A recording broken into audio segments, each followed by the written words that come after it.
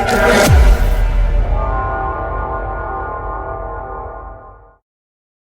Evelyn, and I'm a geoholic. Welcome back, Geoholics, episode 246. 246. And I believe the name of that song is Ramblin' Gamblin' Man, which our good friend Will Wing is going to tell us about more in a minute. He will. I feel like I have been a ramblin' gambling man the last 2 weeks. Yeah. With work travel, being a Geo Week, which we're going to talk about in a second, Super Bowl when it comes to gambling. Oh, yeah. It's been a ride. It really has. For sure. Overall, good ride. But absolutely. Man, it's been, absolutely. Let's mention our episode sponsor. Of course, that is Emlid. Have you heard about Winter Ground? We sure did. We did. We did. All the rest of us haven't yet because I haven't released the Geo Week episodes yet, but that's going to be coming here shortly. It is a thing. It's an all-in-one kit for aerial surveys. It combines all the elements of a ground control setup, GNSS receivers powered by Emlid, of course, checkpoints, and the necessary tools. It automatically connects to the Wingtra tablet. So this is a Emlid Wingtra partnership that makes perfect sense. It also provides step-by-step setup guidance for fast and error-free base and checkpoint setup. It can be used independently for terrestrial surveys, including point collection and stakeout for topography, boundary mapping, construction, and GIS. To find out more, go to emlid.com.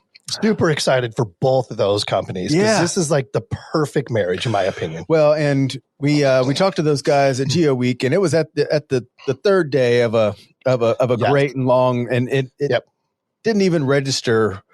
Really, what's funny is like how out of the box, in the box that concept is, but yeah, it's perfect. Yeah, it really is. They even painted, or the color of the Emlid receiver is orange to match the Wingtra. I mean, they're doing it right. So it does make a lot of sense. A lot more to come about that, but check it out. It's a great solution for sure. Other than that, we've got Will Wing with us. Will, thanks for joining us, buddy. Thank you, guys. One of my top 5 favorite surveyors ever, right here. In the presence of greatness. That is a tough. I don't like very many. So, I know you do not like very many. How you been, Will? Good. Busy. Ever since we got back from Geo Week, it's just been hit the ground running. How was your Geo Week experience? Outstanding. Did you love it? Yeah. First time, or long time listener, first time attendee, but great. That's great. It was a great event. How about you, Sean? Same. Overwhelming. And really, the overwhelming part was how much we did and how many people we talked to, and how busy we were. It was nuts. It was very rewarding to see a lot of the people that we know and the response from other people that we didn't. I mean, I'm going to sound kind of conceited, but I felt like a freaking rock star there. Yeah, it tends to feel that way, doesn't it? It was like, and then I went back home and my wife is like, you asshole, go take the trash out. Oh, that's awesome. It was like, so Tuesday, I mean, it was a week ago, basically. Yeah, I feel like I'm just now getting back to normal. Oh, yeah. It was a lot. But on Tuesday, we did 14 interviews. We did. In one day. It was an all-time one-day record for us. It was constant for like freaking 8 hours. It was nuts. But, and so those 3 days became 4 over 1 hour episodes. Oh, really? Yeah. Wow. It was over 4 hours of awesome content that is getting ready to be hitting here shortly. Actually, it's done. I just had to fix a couple things and audio's ready. Let's go. Very good. That's exciting. We have a couple events coming up here in the next month. You're going to Hawaii. Yeah, 2 weeks from that one. I'm going to be in Austin for the ASPRS conference. A lot happening. By the time people hear this, March 4th and 5th, Pacific Rim Geospatial Conference. Yep.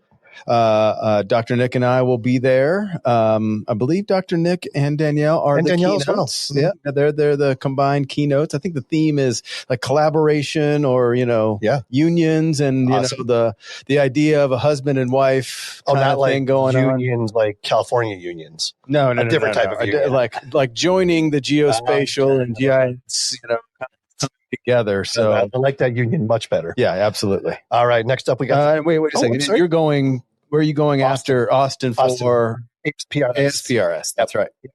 Gulf region meetings. Going to be moderating a panel there of surveyors. So really excited about that. And just this morning, I'm going to brag a little bit. I moderated a panel of international surveyors for an online virtual conference in Dubai. It was amazing. The unamazing part was I had to be up at 4:30 in the morning to do it. So I'm a little tired this afternoon. I'm getting old, It's like it's a young man's game, and I'm petering out just a little bit. And you're not? Maybe. No. Yeah. All right, let's move on. Topodot Song of the Week. Topodot is the industry leader in digital twin production from Point Cloud Data. But did you know that Topodot offers a total data governance solution for free? Capital F, free. Take control of your data with TopoShare. Love that. Create your own data warehouse. Share and manage access to project data and streamline your production process at the lowest possible cost. You can't get any lower than free. No, you can't. As far as I know. Unless Ted's paying you, but Well, he might. That guy. Discover TopoShare and more at the Topodot Users Conference, which we will also be at, happening May 5th through the 9th in Orlando, Florida. Yes. Registration is open now. To find out more, go to topodot.com. Will Wing, what can you tell us about that opening number?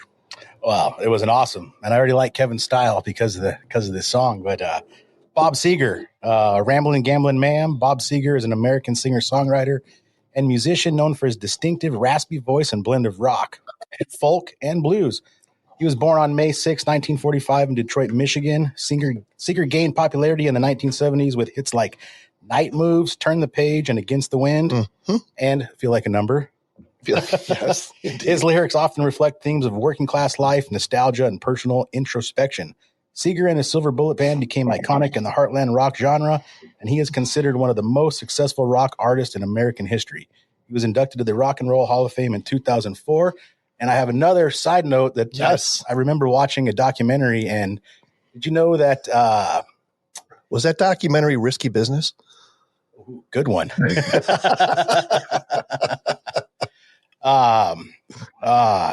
Joe Walsh and him actually. Oh, yeah. So before Joe Walsh joined the Eagles, he was scheduled to meet with Bob Seger. They're both Detroit guys, right? Oh, okay. He was scheduled with Bob Seger to join his band, and wow, you can only imagine what would have been. Oh my gosh. We got the Eagles, so. Yeah, that was kind of a win-win, I think, ultimately. Right. But good stuff there, Will. Thank you for that. We are, of course, in the Altair studio. Altair Central is the authorized premier Trimble dealer for survey, mapping, GIS, forensics, and marine equipment in Texas, Oklahoma, Arizona, New Mexico. Weren't you just in New Mexico? I was in New Mexico this morning. As a matter of fact, did you stop by Altair Central and pick you up a R12 or something? I was in Albuquerque for less than 24 hours. So that's a no. Yeah, that was a no. They also offer field supplies and can deliver them right to your job site, all backed by a service department with one of the fastest turnarounds in the nation. To find out more, go to altaircentral.com.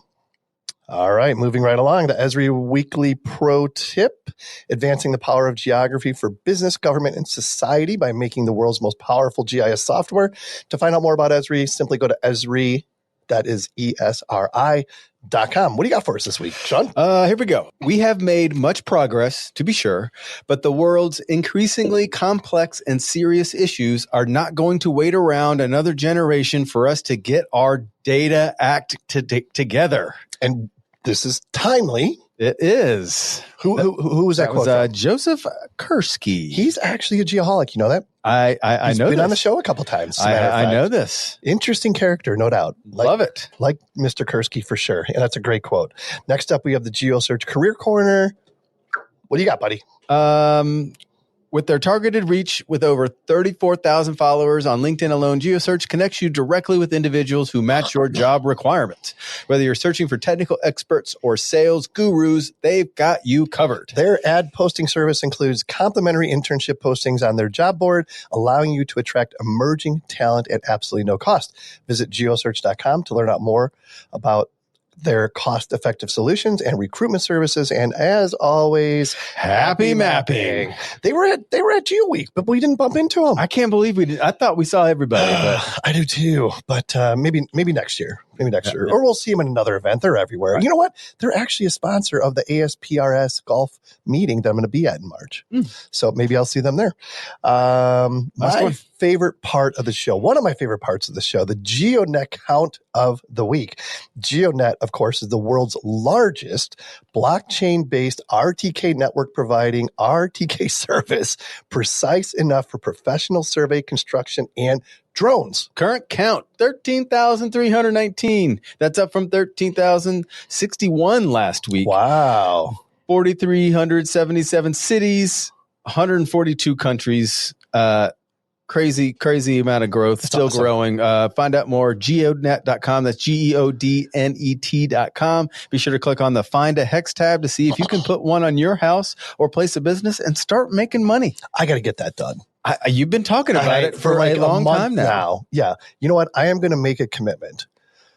Oh, these always last. Hold on a second. Not next week. And within the next 2 weeks, I will have a miner on my house in Pine.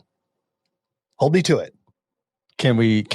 Speaking of wagering, yes. I would like to wager. I will take the over on 2 weeks. I will take the over on 2 weeks. Okay. I'm going to make it happen. All right. Let's get our guest in here. Of course, our guest is sponsored by Trimble, dedicated to big thinking innovation. Together with their worldwide distributor partners, the Trimble Geospatial team is working with current and future generations of surveyors for a more sustainable future. Find out more, go to geospatial.trimble.com. We've got Kevin Pomfret with us. A little bit about Kevin before we loop him in here. Born in Sacramento, California, and grew up in, is it Rentham? I'm sure I said it wrong. No, that sounds good. Rentham, Massachusetts. He attended Bates College in Lewiston, Maine, majored in political science and minored in Russian, of all things. Was also on the men's basketball team. He looks shorter in the video. I'm not sure how tall Kevin is, but you never can tell. You never can tell. Hobbies include golf, working out, reading and watching non-U.S. movies and television shows. He's a lawyer that focuses on practicing geospatial law. Did you know there was such a thing? We have a lot to learn tonight. I know. I'm very excited. I can't wait. Career highlights include publishing geospatial law, policy and ethics, where geospatial technology is taking the law. You know, he's the third author already this year that we've had on the show. That is crazy. You ever think about like what you're not doing? We've had 3 authors on the show so far this year, and I think I'm further away from writing a book than I was when I started this year. You can barely write a sentence, I know, let alone a book. Yeah, exactly. Kevin, welcome to the Geoholics. Thanks for being here. Thanks for having me, guys. Absolutely. We're very, very excited that you're here. We appreciate your time.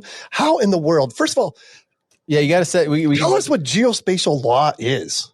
So geospatial law are the legal, policy, regulatory issues associated with the collection, use, storage, sharing, analysis, and distribution of geospatial information. I like that you kept that simple. That's good. Although I know it's much more complicated than that.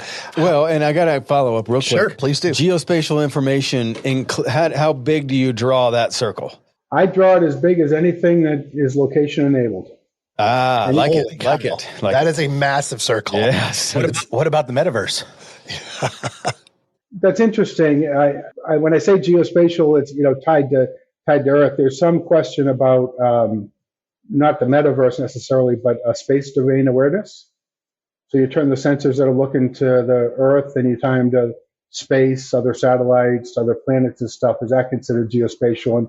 And I think it is, but it's just spatial, right? It's not geospatial. But I think the real focus of the legal issues are when you add location to a data set, it makes the legal issues much more complex than just a typical data set. And so because location is so powerful, it's so versatile, it's collected in so many different ways, there's so many different applications, and that's where the legal complexity becomes involved. But it's still a location in reference to the Earth. So you could go in space as long as the satellites or their position is still, the location that you give it is still relative to Earth location, not just space location. That's the geo part, my friend. That's the geo part. Yes. Yeah. It's funny because I think that there's more of a physics aspect to spatial and space. Right. The space domain awareness. Yeah. And the Geoholics haven't established the coordinate system for the metaverse yet, so those don't. We're on it though. Those don't have locations. I own a house in the metaverse. That's all I care about. I know, but you don't know where to find it. So I am evicting your ass. Get out. Yeah. Oh man. So Kevin, what's your background? Like, how did you get so entrenched in the geospatial law side of things? So I started out as a satellite imagery analyst with NGA, or with NPIC, which is a predecessor to NGA, back in the mid 80s to early 90s. Wow. And I worked on Soviet missile space programs and testing, did a lot of work in arms control. And when the Gorbachev took over in the Soviet Union and things started to change, I realized I needed to relook at my career decision because the trajectory was going to change. The Soviet Union was changing. So that's when I went to law school. I came out and became a corporate transactional attorney, young associate, doing the things that you do. But I retained an interest in, like everyone in this community, once you get hooked, it's hard to get out. So I retained an interest in the technology and the applications, and saw some similarities between the legal issues that were developing and where the technology was going to go. The title of my book is where geospatial technology is taking the law, because I really think it's pushing the limits and some of the things that things are happening. I like to say that the geospatial community is big data before big data was cool. And so a lot of the issues that we're seeing now around AI, for instance, the geospatial community, I think, has been dealing with for a number of years. And I just sort of focused in that area. My practice, my career, I've been doing a lot of things with internationally and in the U.S., working with businesses and countries and governments. And I find it fascinating. I'm a big believer in the technology and applications, but I also think that there are a number of legal issues that the community doesn't really appreciate. And that's part of the work that I'm trying to do. Yeah, I love that, because I'm looking at it from my perspective, and I never, in all the data collection and everything that I do, I don't even think about the legal aspects of it, to be honest with you. We talked a little bit about it during Geo Week. I don't know if you remember, but there's some interesting questions we'll get to later that really did you actually take into notes for this episode, Sean? Yeah. My God. I'm always prepared. Whatever. So on that note, what are like the most pressing legal challenges facing the geospatial industry? I think there are probably three that come to mind. One is, I think, privacy and how the privacy law is developing and how location fits into that, because location privacy is so much more complex and harder to define than other types of privacy. So I think that's one, and we could talk about that in more detail if you want. Another is just licensing, the licensing of geospatial information. Some sectors, they get their data and they just sell it to their customer, but a lot of geospatial products and services are being created, bringing together data sets from a variety of sources, government, industry, social media, other things, so that data needs to be licensed. And a license agreement, it does more than just transfer intellectual property rights or give rights to use. It basically allocates risk between the licensor and the licensee. And I think that's a real complex issue. I know a number of folks in the geospatial, various sectors within geospatial want open data, open licenses. That's still a licensing agreement, and they're complex, and there aren't many lawyers who understand geospatial to help sort of think through how to get through these issues. And then the third is AI.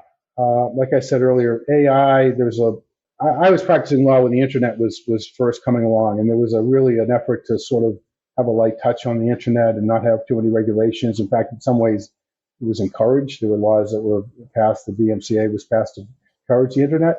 With AI, governments are taking a different approach. They're trying to regulate it. They're trying to protect against it.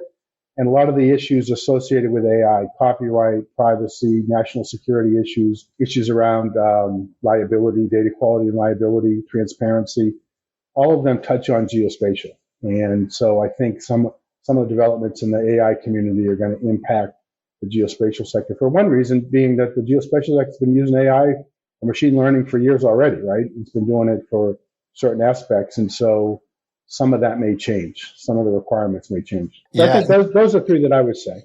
Which of those three do you think is the most pressing, or what you're seeing more dealing with now than and what you see going forward? So I would say licensing is the most complex right now. I think it's a real challenge for a lot of organizations. Privacy would be the next, and then AI is the third, but it could be the biggest. Interesting. I agree with that.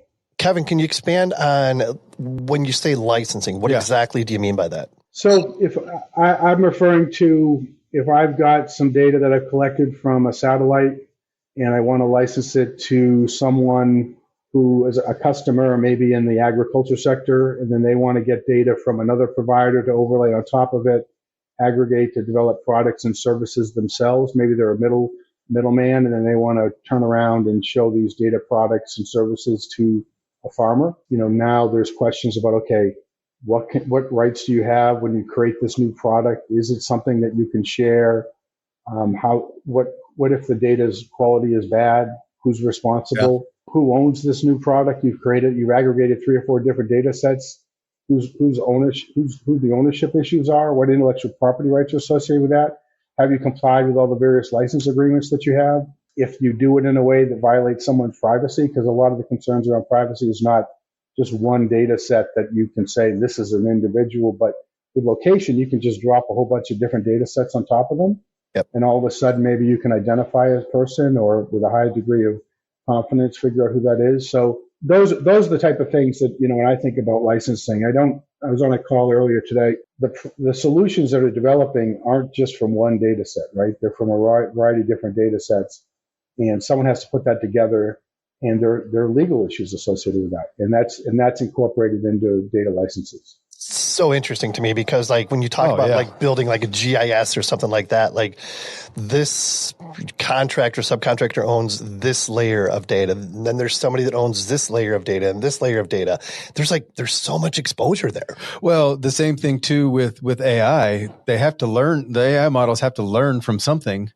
What data sets are they using? And then how do you get, and what if they, who owns the data that the AI uses? And then how does that, if that's not accurate or and who manages that, Kevin? When you say licensing, who is responsible for who's the boss? Who's deciding the rules on this licensing? I mean, besides the law itself, I mean, is there other entities that are the hierarchy? And before you jump in on that, Kevin, that's a great question. Well, the only thing I would like to add is it's almost like the law. The technology is advancing at such a rapid pace. Are the laws there to manage this, or are the laws having to catch up to where technology is going? Okay, Kevin, that was 7 questions. Go ahead and fire off answers for all those. I'm going to do it alphabetically if that's okay. That's just how I have it in my head. There's no one authority that's responsible for managing all of that, right? So the person who manages it or who's responsible for it is often the data licenser. So if you license your data to someone, you've got a contract or a license agreement that tells them what they can and can't do. If they don't do it, then you have a right to bring an action, a lawsuit against them to comply, right? So then you go to the courts to do it. Now, if the data set is subject to copyright protection, and some geospatial is subject to copyright, imagery, for instance, certain maps are subject to copyright, then you've got copyright law that applies to that as well. And that's granted by the federal statute. And so even if you don't have a contract, you can use copyright law to protect your intellectual property. So but there's no sort of responsible agency that manages this or responsible for watching this. It's just how the ecosystem's going to work. Now, I will say that, this is how, the music industry that's how the music industry works, right? That's how Netflix works. When you go to, so I was traveling here recently, and some shows that I could get in the US, I was overseas, I couldn't watch because the license agreement is only for them to show the movie in the US. There's a whole bunch of lawsuits, as I'm sure you remember, because we were talking about how long ago we graduated from high school, around Napster and things around, lawsuits around the intellectual property. This isn't new. It's more complex than with music, I think, or because of the way the data comes together and because of the way that, all the different things you can do with it. And then I think it's even more complex because location is such an enabler of data sets. But the legal concepts, the legal principles are, relatively the same. Now, I will say that AI is changing that because there are a number of lawsuits that was, yes. No. Keep going, please. Keep going. Oh, okay.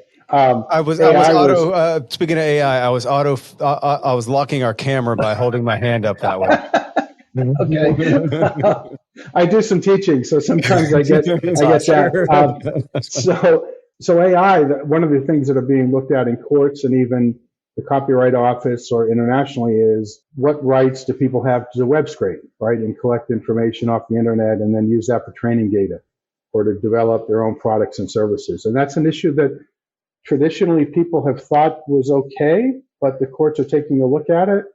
And I don't think anyone can say with 100% certainty what it's going to look like. And actually, one of the unique things about AI is there are different AI systems, right? Some use transformers, some use diffusers. How they go about that, the courts could decide differently as that as well. So those are the type of things that I think are happening. The question came up as to whether laws are keeping up. The answer is no.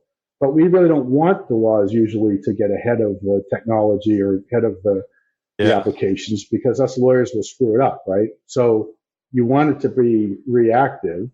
But the challenge here, I think, in my opinion, is you also need to have a geospatial community that's active in the policy and legal world to make sure that when laws do develop, that they're protected and they take into consideration, one, the unique aspect of geospatial, but also the importance of geospatial for all the different things they can be used for.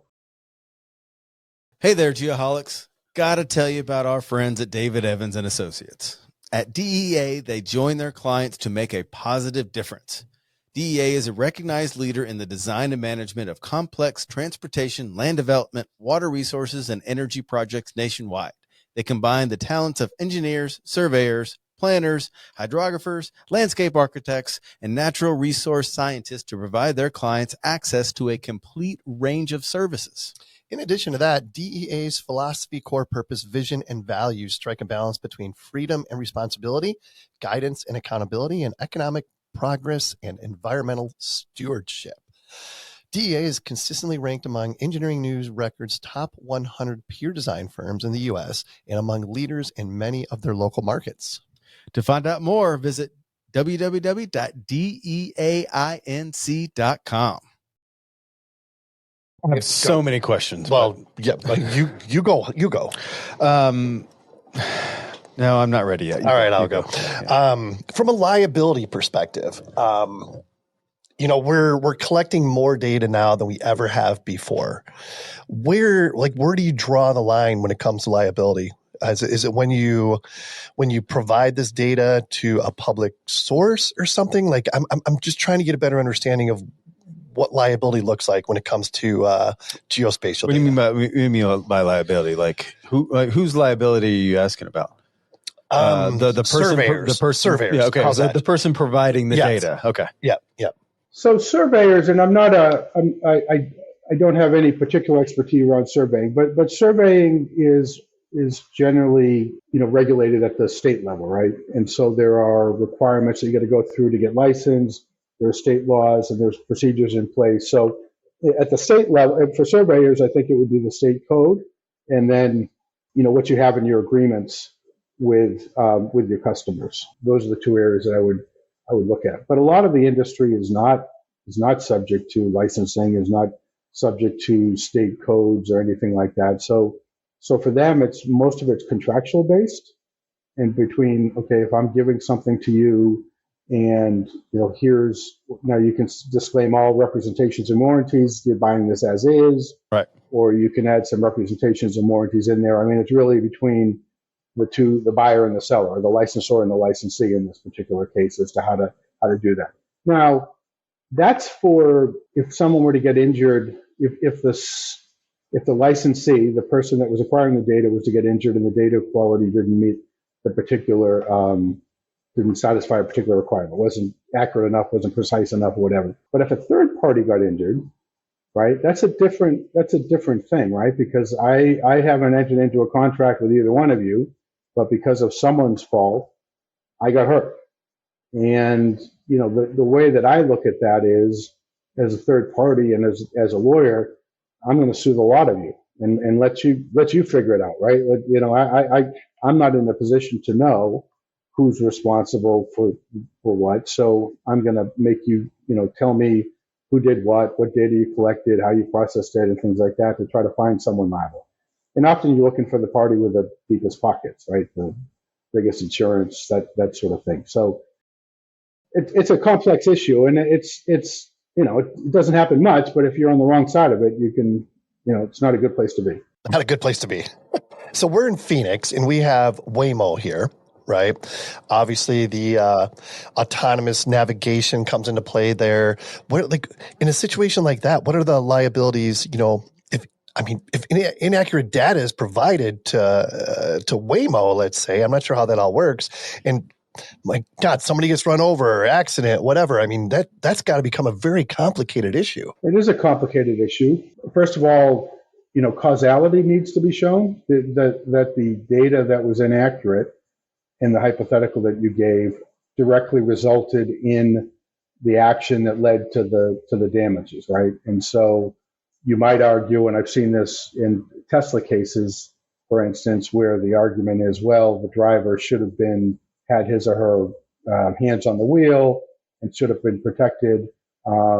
Should have not taken that turn. They should have seen the pedestrian, or they should have known that the road was closed. But it's not an area that there's a lot of certainty right now. And so, and again, because it varies by state to state.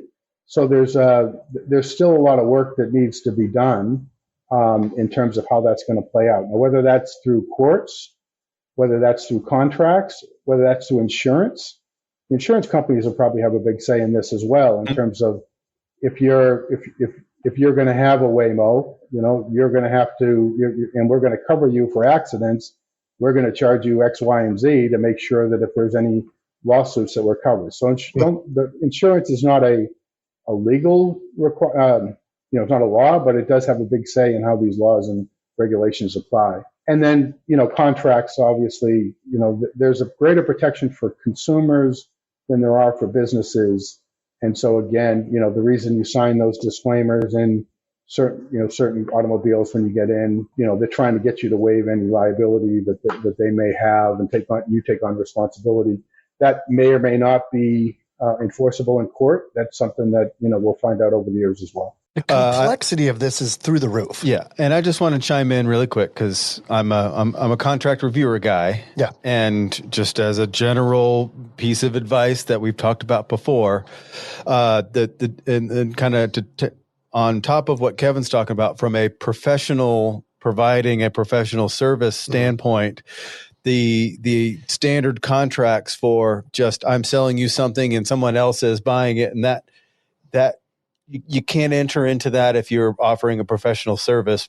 You have to tie in your professional liability, and you can't tie the things that you're doing as a professional that could be then taken, and it must go back to something that you did wrong, not just because then it really gets messy. And my point again is, don't just sign a contract that a contractor or somebody gives you. Make sure you understand what you have to and what you understand what the indemnification is, and reach out to your insurance provider to give you guidance, because you can get into a lot of mess if you, as a professional, provide data to somebody then uses it differently. You can get wrapped into something that you didn't think you were wrapped up in. That might be the best advice you've provided all year. I think so. And the year is young. I mean, we're only 6 weeks in, but that was amazing, Sean. I appreciate that. Thank you. That was amazing.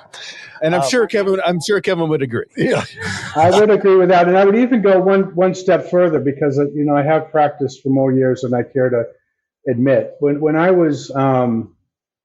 I first started practicing, contracts between parties was not considered very sophisticated. Most of the things were purchased, and they could, a lot of it was quote unquote a boilerplate, and you didn't have to worry about it. You'd worry about maybe a warranty here or price there, payment terms or whatever. But now with digital, in the digital world, with software as a service and data as a service and platform as a service and all these different things that are developing, and particularly with data that you give it to someone and you don't know how they're going to use it and when it's going to stop. We've talked about that a lot. Yeah. These contracts are so important. They're so important. And I understand, no one likes to read them. No one likes to pay a lawyer to read them, but they're critical to how business is developing, particularly in the digital world and really particularly in the geospatial sector, because that's where a lot of the money is coming from the data. Yep. And the data is, you license it. You a lot of times you license it, or you're keeping rights in it, or you want to do something with it, you want to restrict how someone else will use it. And that has to be in law, and that has to be in a contract. On that note, I challenge everybody listening to take the Word document of a contract, drop it in ChatGPT, and say, I use please when I use ChatGPT. Please provide input as a professional service provider on this contract. What have you got now? It's amazing. That's all I'm going to say. It's incredible. Let me ask you this. Yeah. Were those comments that ChatGPT provided accepted by the other party? That's not up to me. Oh, okay. That's not up to me. But you haven't seen that. Okay. Yeah. I mean, I've provided those comments for others to review. Right. Okay. Right. But it was like for somebody who doesn't have a legal team. Fortunately, I work for a company that has a legal team. But for a smaller company that doesn't, I'm just saying it's another tool in the toolbox. Right. And I guess we can circle back into Kevin, and I can ask the question this way. Traditionally, it's been that standard. Here's as a professional providing data or information. Here's what my insurance can be, and I should be liable for, and should indemnify you. You indemnify me. What changes have you seen in this, new wave that we're going into, where there's so much more data and so many more providers providing data? What have you seen change as far as the liability issues that have come since then? I guess the biggest change that I would see is, and it's usually bigger companies passing on responsibilities to smaller providers, but issues around security, quality to some extent, but more around particular applications, not more broadly, but making sure that the data is suitable for particular applications. But issues around data protection, cybersecurity, privacy, sort of ancillary type requirements that are often getting put into agreements right now, and too many people are accepting without really understanding what that is and what that burden is putting on them. That's really important. That is important. We're not even thinking about that as much. I mean, we're covering our own butt. We're just assuming that true. We live in a place where that's not an issue. Like, nobody wants all that data, no big deal. And what I hear is that is a big deal, and it's something we should pay attention to. And so many people, it's just like, we don't know what we don't know. Right. And there's so much happening. It's scary for sure.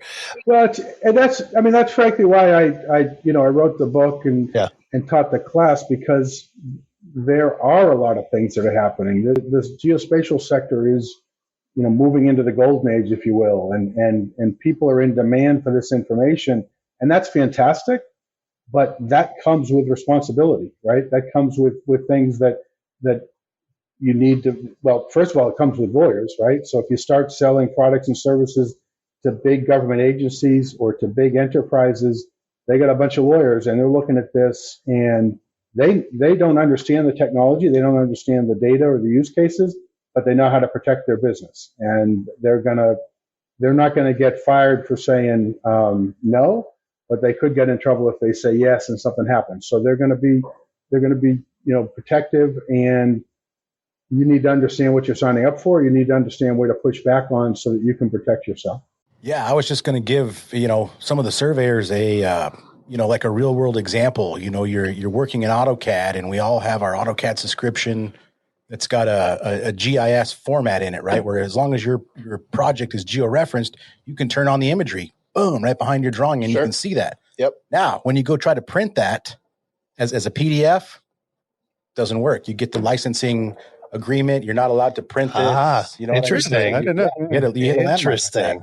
And I guess I'm just wondering what the difference between licensing and patenting is in the geospatial world, because I understand the data aspect of it, but if you formulate a workflow that is better than everybody else's, how do you protect that to make sure that nobody copies you or poaches your workflows?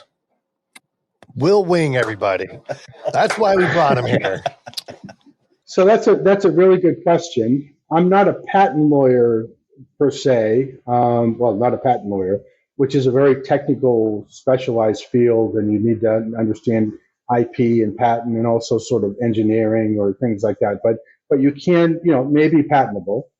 And there's a whole process involved to protect yourself through patents. But, not everything, you don't always want to patent things, partly because of the cost or the time associated with it, partly because then you have to disclose it in your patent, and then someone else can come along and just tweak it a little bit and say, well, now this is mine and it's not yours. So there's risk associated with that. But also there is something called trade secrets, which is another aspect of intellectual property rights that is recognized at the state and federal level. And that is essentially, if you've got something like you've talked like a workflow, if you take certain steps to protect it and it's valuable to your company and it provides value and you keep it a secret, you take reasonable measures to keep it a secret. So if you give it to someone else, you put it under some sort of confidentiality arrangement, you tell your employees that it's a trade secret, you mark it as a trade secret if you give access to someone. There are things that you can do to protect it. Then if someone were to come back and breach that, former employee or another company, you do get some protection there that you don't have to patent it. And I've seen a number of geospatial companies choose to go that route rather than go through the patent process. But I can't give legal advice as to why one is better than the other. I would need to talk to a patent lawyer. Yep. Yeah, it just seems with all this, the latest and greatest technology, anybody with a big enough pocketbook can buy it. But being able to package all that into a deliverable is really a trade secret. I mean, everybody does it different. And technically, they just need to listen to about 5,000 hours of Geoholics podcast episodes, and they can probably figure it out. You might actually get a degree in that. Yeah, I think you could. It's really interesting. Definitely. So when we were at Geo Week this last week, it seems like this is our third year in a row we were there, right? Yeah. I think. Yep. And every year there's been a topic, right? Oh, yeah. That came up. There was a buzzword. What was it? 2 years ago, it was like democratization. No. Last year it was democratization. Yes. And the year before, I think that's when everyone was talking about AI for the first time. It could have been. Because that's where we first started. That's where, the early guys were saying, hey, this is coming. This is coming. And hey, I got this thing and I can draw a line for you instead of you drawing it. And they're like, go, whatever. And now that's so far established, it wasn't even a topic anymore. It's just part of the program. Yeah. What was the buzzword this year? Before I get to that, I just came to my mind. What would Chat Geoholics look like? Man, if we could create a machine learning thing that only used what we talk about on this show as information, I do not want to hear what that says. I think that would be so messed up. It would just like crash itself. Like, I think we'd change the world with that. Have a killer soundtrack though. It would be a killer soundtrack. So the buzzword at this year's Geo Week was spoofing and jamming. Spoofing and jamming. He was talking about spoofing and jamming of satellites and GPS signals and stuff like that. I want to circle that back to liability. Because now it seems like, that wasn't the right spot. Well, I was spoofed. It was jammed. Yep. Sorry. Good luck to you. Yeah. Can you speak on that a little bit, Kevin? From a legal standpoint? Yeah. As far as liability, is there I know it's new, but I think if I was advising someone who was in a field where there was some, potential that their work would be impacted by spoofing and jamming, one thing is I would make sure that the force majeure language in the contract, which tends to be at the very end, includes some language that makes it clear that if you can't do your job because of jamming, that you're not liable for failure to perform, right? I mean, just like anything else, because it's something that's beyond your control, it's beyond your customer's control. So that would be one thing. And I haven't seen jamming in any definition of force majeure that I've looked at. Yeah. Now you may be able to try to find another example in there, but I would probably feel more comfortable if I had jamming or some equivalent in there. In terms of spoofing, I might include some, depends on what representations and warranties you have about the data accuracy or what you're delivering, but I probably would include something in there, a disclaimer, if you will, that in the event that there was if there was spoofing or something going on, the technology that you use, and particularly if it was technology from a third party, was somehow degraded, that you wouldn't be, you aren't going to be responsible. Now then the question becomes, how do you prove that, right? How do you document that that's happening? And that goes back to the workflow question in terms of, what do you have to make sure that you do that, and what policies and procedures? So if you're in a field where that's a pretty common thing, which if it was at a GeoWeek and it made it to the top of the list, it must be happening in some sectors pretty regularly. I mean, I see it anecdotally, but I'm not looking at it following it as closely as that. Then you probably would want to make sure that you have some pretty tight language in there that if that is happening to you or your work, that you're not responsible for that. And then you'd have policies and procedures that you could document that if it ever got to be an issue. Yep. I like that. So I have a question for you. Let me figure out how to frame this. I'm sure I'm not going to do it correctly. So again, going back to collecting data, we're doing it in so many different ways, and there's a lot of hardware involved and a lot of different manufacturers involved with this particular hardware that is collecting all this data. So sure, there's the hardware side of it, right? There's the manufacturer side, that there's got to be some liability there, that their hardware is doing what it says it does. And then there's the user side that is able to properly manage that data, right? There's liabilities on both sides. Potentially. I mean, in general, there's risks associated with both. Yes, there you go. But that's probably a better word. And so, how you mitigate that risk or manage that risk depends partly as where you are in the supply chain that you just described. If you're the middle person, if you will, the middle company, so that you're buying from the vendor and then you're providing, products or services to customers. You want to, I describe it as, it's like musical chairs. You want to have a seat to sit down when the music stops. So you don't want to get out in front of your, what vendor representations and warranties you have with respect to data quality or timeliness or whatever it is you're doing. You don't want to do that. You don't want to make anything to do with the customers that you can't point to someone. If there was a hardware failure, you don't want that to end up on you because you don't have any recourse against your hardware manufacturer in this particular instance. Sure. So it's sort of this supply chain that you want to think about through that. And then insurance. I mean, insurance again is a big part of that. You want to make sure that your insurance covers whatever is a likely risk associated with what you're doing.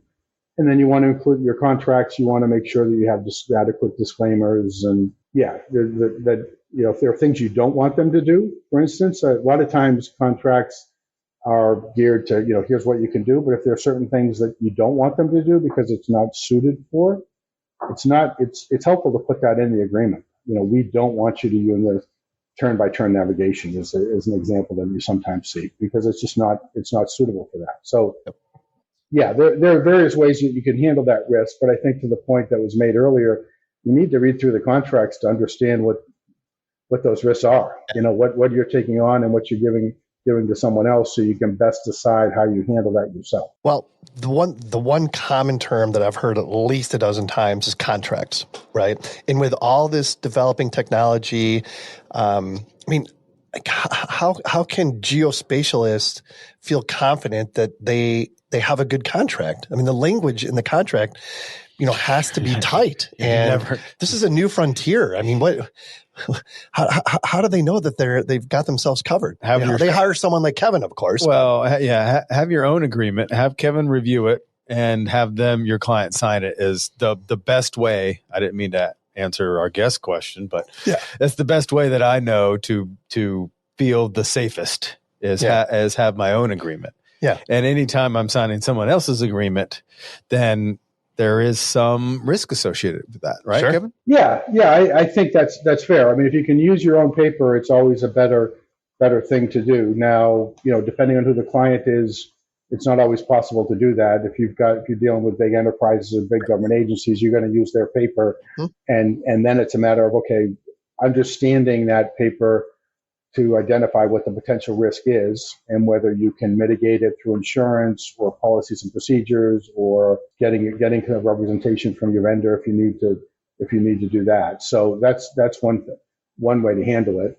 I do think it's useful, particularly because technology is changing so quickly and because business models are changing so quickly and because data is evolving so quickly. I like to say, I use the quote that the Jeff Goldblum character used in Jurassic Park about data finds a way, like life finds a way. Once it gets into an organization, you find other uses for it, other applications for it. And maybe those applications aren't suitable for that. Maybe they're not, but you want to sort of understand how data is being used in your organization. And I would suggest once a year sort of doing a refresh. Look at your agreements, look at your policies and procedures, find out who's using data, and just do it. I don't think you need to do it more than that, but I think if you do it much less than that, the way the technology is evolving, the way that, you mentioned at GeoWeek, new things coming out, new risks being associated. If you don't do that once a year, I do think you're at risk that your contracts, your policies and procedures, your training, all that stuff may become outdated, which sounds crazy, I know, but I think that's where this community is right now. Well, and that kind of leads to my next question. And we did talk about this at GeoWeek, and it kind of centers around the idea of we're collecting so much data, just us collectively. And let's say, the scenario I was thinking about was where, I'm walking down. This is a data collector right here. Oh, sure. But I'm even talking all day about, long. Well, I'm walking down the sidewalk on this side of the street and something happens and then there's a construction site over here and they're doing weekly drone flights and they're also picking up something over here and something happens and I'm going to claim that it was because of the sidewalk had a hole in it. But then the city can what if the city gets the drone data, image data from the contractor that I didn't even, and I'm just using that as an example. So many layers. And then if that become, just because they have that information, one, can they get it? And two, what's the recourse of someone else that's like, well, that's not fair because that wasn't theirs to begin with. Sure. Like how, like the city didn't collect that data. They just finagled somebody to get it to use it against me.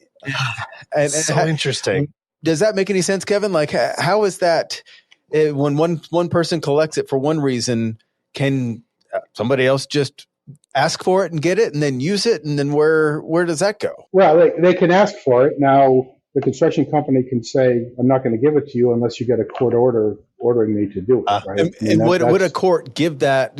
I mean, what would the circumstances be that? And we're talking to a bunch of surveyors. We collect data all the time and have a bunch of it. So what are the circumstances where we are obligated to, no, here's my project file and every, all billion points that I have and all however many scans?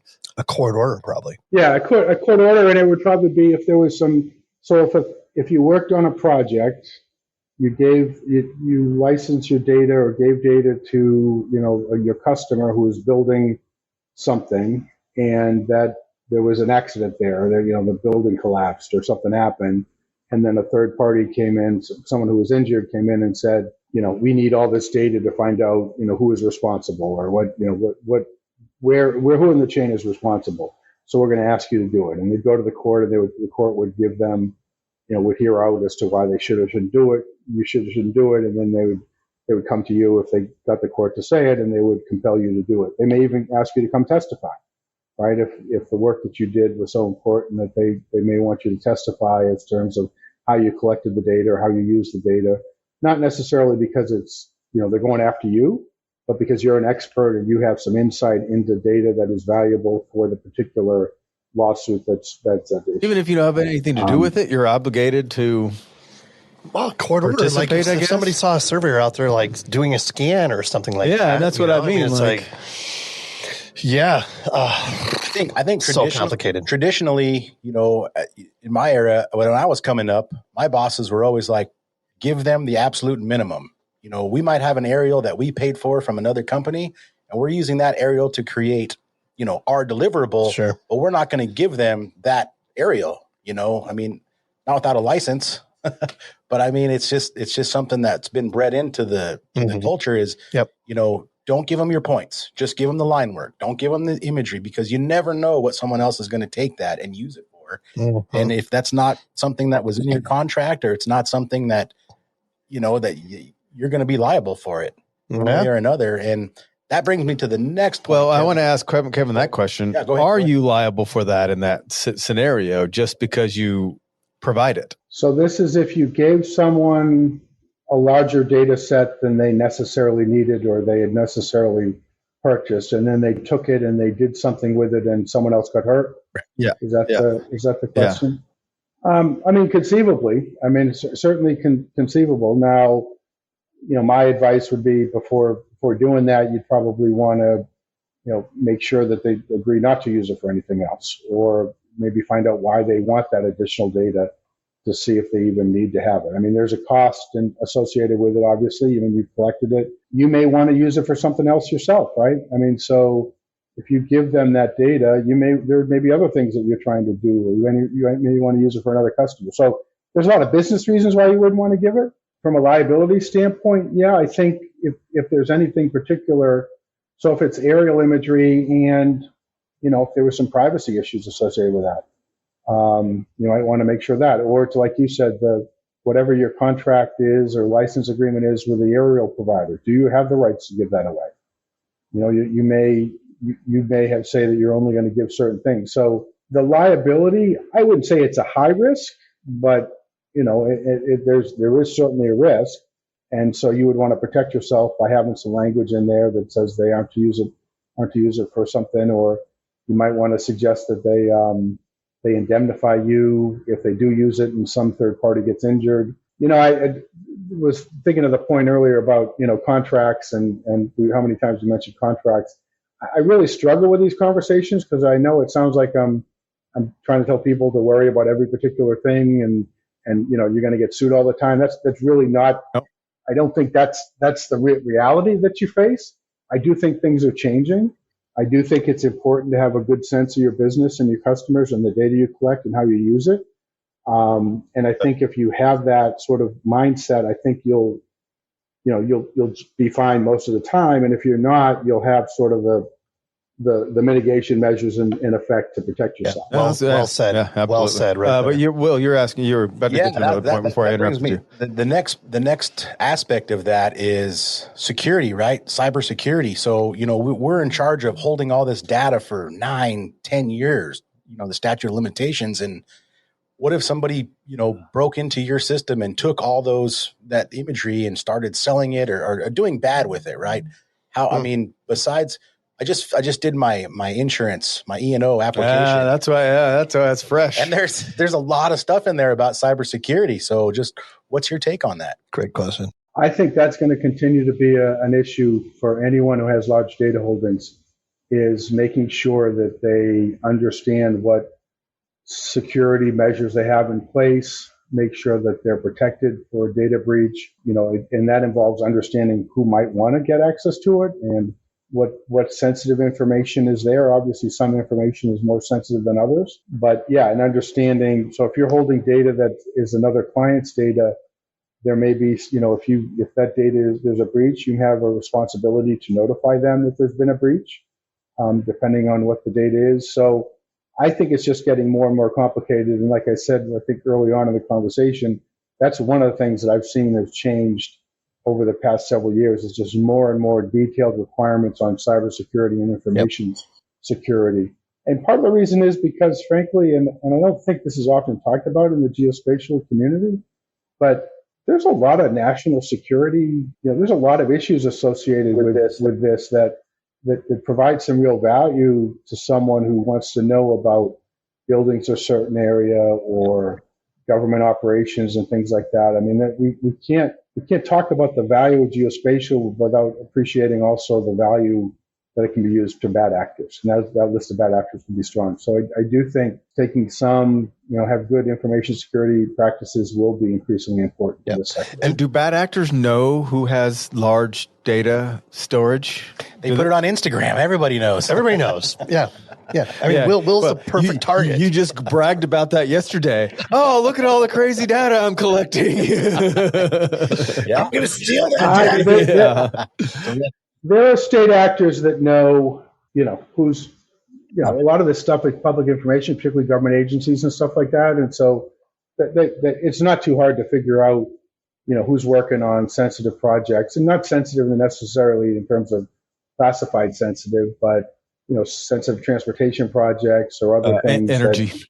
Energy. Yeah, Oh my yeah. gosh. Critical infrastructure stuff. Yeah. On that note, so we're getting close to the end of our time here. One thing I want to make sure we bring up is digital twins. That's something that's been talked about at Geo Week, and that was the buzzword 3 years ago was digital twins. That's right. Digital All twins. digital twins. Like, I cannot imagine the liability that goes along with that. Well, is it a snapshot in time, or is it a living being that you're always responsible for forever? Security issues, liability issues, digital twins, reality capture. Kevin, what's your take on this? I think it is an increasingly complex area that's going to require an understanding of data in general and geospatial in particular on how it works and how everyone comes together and who's providing the data and how it's being used and what the risks are. Because I do think the risks are different than just in a traditional construction model or in other sort of more traditional measures. And I have some experience in this and working with people on this, and I think it's really hard. I think the issues around intellectual property, the issues around privacy, the issues around liability and data quality, again, even the issues around national security, I think are really important. And I think insurance, again, is going to be a big driver on that as well. But I do think if you're in the digital twin area or in that sector, understanding what your rights are and what your responsibilities are and what your risks are going to be very critical. You know what I just thought of? You want to scan me? No. Be your digital twin? The movie Die Hard. Those guys, they were like in the future because they had a digital twin of the Nagasaki Tower. Yes. Like they knew where everything was. And they had like the right tool, the right amount of rope. They had it all down. And there's no other way they could have done that without a 3D digital twin model of the whole thing. Bruce Willis, baby. Well, no, it was Hans Gruber that really had his shit together. But that was different. I mean, because it's a great movie, but that was a 3D representation. But that wasn't what we're calling a digital twin right now, right? I mean, it didn't. Didn't get real time information. No. Yeah. Then that. Tell me the difference. Included that. Tell me the difference. And what would that? Sure. What additional information would a digital twin do other than exactly what those guys knew? Interface was like a DOS version of digital twins. Well, you're thinking of like the when he was breaking through the safe and he had that pixelated like, oh, the door is opening now. Like it's like Donkey Kong. I was talking about how the guys knew where everything was. And you're telling me they knew where everything was from a blueprint on a rolled up piece of paper that somehow got to Hungary or wherever Hans lived, and then they studied it? Come on, guys. Anything's possible in Hollywood. I'm just saying. No, you're on to something, Sean. I'm not going to argue. That's a really good point. And then who's liable for that one? It's like, because then if you think about it, and that's where it kind of, I mean, clearly. No, I think it was a limo driver. That guy's liable. He's at fault for everything. Get off the phone. But what I'm really, really curious on, and so you delivered that digital twin, and then you have a data breach, and then somebody all of a sudden knows where everything is, basically how to take down a critical infrastructure building. When it's all said and done, does that come back to Kent, who delivered a model of that building? Kevin, is that where we're going? Sorry, Ken. It's your fault. You caused it. No, I don't think. Kevin, the funny thing is, Kevin was my younger brother's name, so I remember like beating up on him. So this is perfect. And Kevin always blaming you. Yes, exactly. So again, it's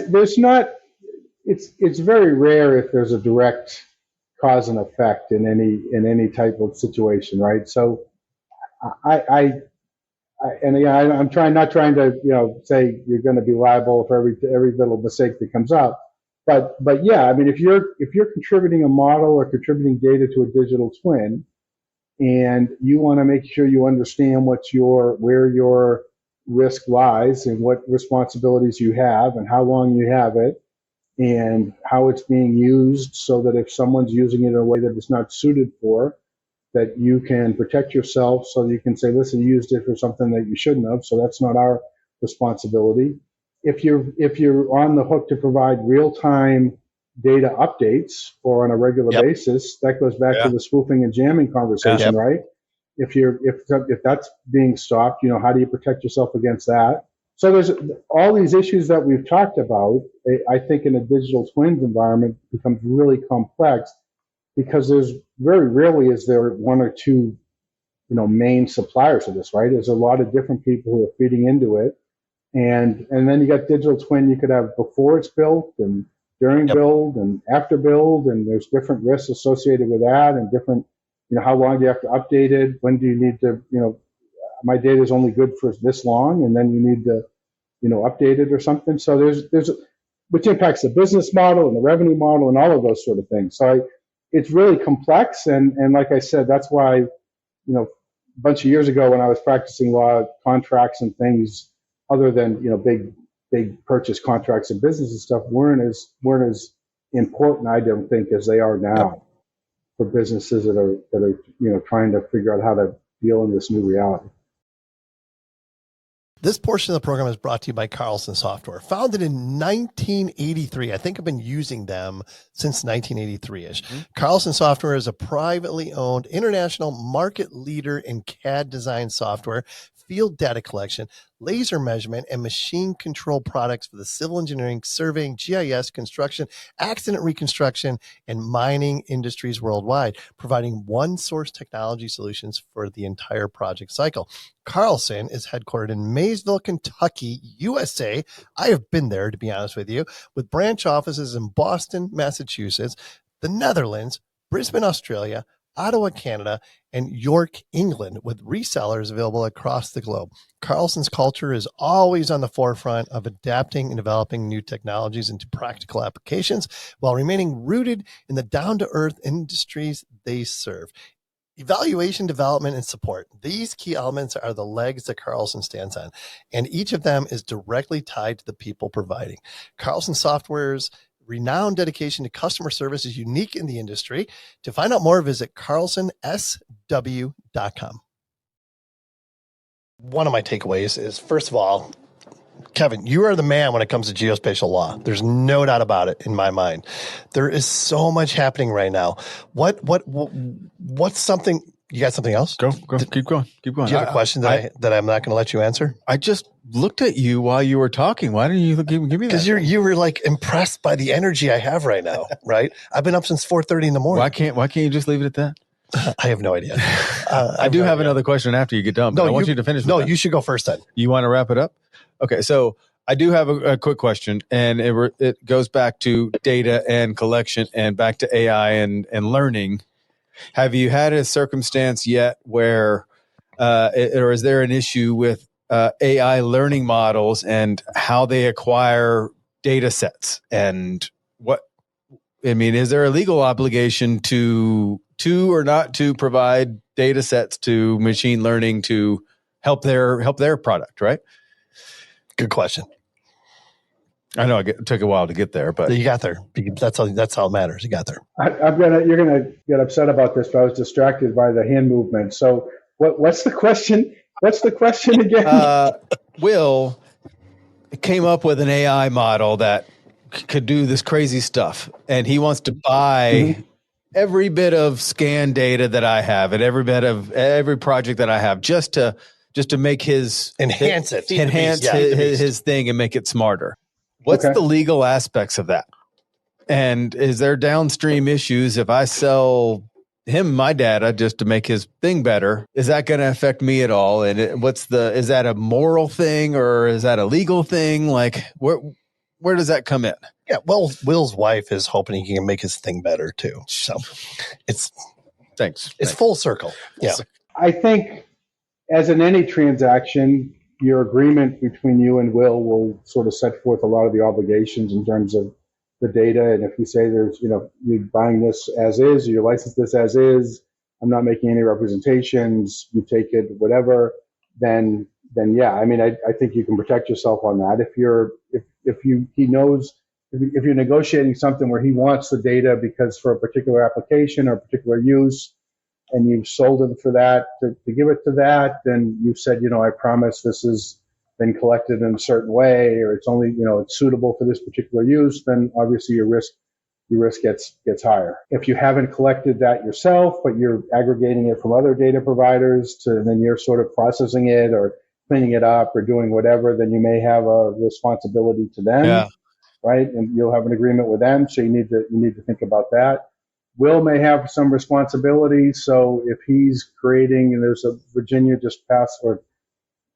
legislature just passed an AI bill. It still needs to be signed by the governor, but for certain high risk activities, there are disclosure requirements in terms of transparency about what data you used and how, letting consumers know how it's being used so that if they have any questions or concerns, then they would have someone to go to, because the people are concerned about this black box, right, and no transparency. So there's several things along the way that you would want to think about as you got into this field. And I think that we hadn't talked about that yet, but that disclaimer of, okay, here's my model, here's the data I used to generate it, and I just feel that that's where this is all going. I feel that ChatGPT is going to start saying, hey, by the way, everything we provide you is just based on what we find on Google and other and maybe it goes associated with every other AI machine or anything. This is what we use to give you this answer.